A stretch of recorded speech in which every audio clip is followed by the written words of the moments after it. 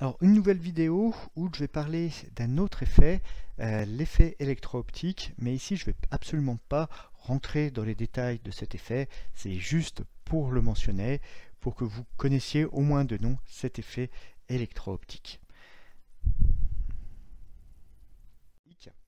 Donc ce qu'on a vu dans la vidéo précédente, c'est l'effet Faraday, où on a considéré l'influence d'un champ magnétique externe sur la lumière.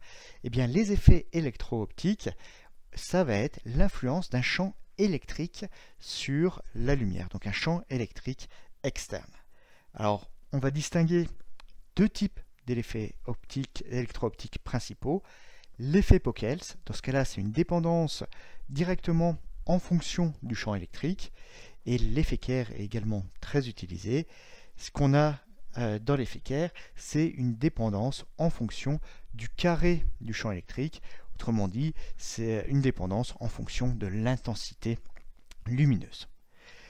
Alors, ces deux effets, ils sont extrêmement importants en optique ultra rapide. Ça va être notamment un effet clé pour tout ce qui est télécommunication à haut débit, parce que on va pouvoir avoir des cellules qui, grâce à un effet électro-optique, vont pouvoir s'ouvrir, se fermer, et tout ça à une très grande cadence. Donc un signal lumineux incident.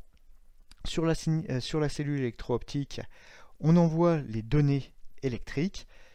À travers l'effet Pockels, la cellule électro-optique réagit quasiment instantanée, de manière quasi instantanée à ces données électriques, et ça permet de moduler le signal.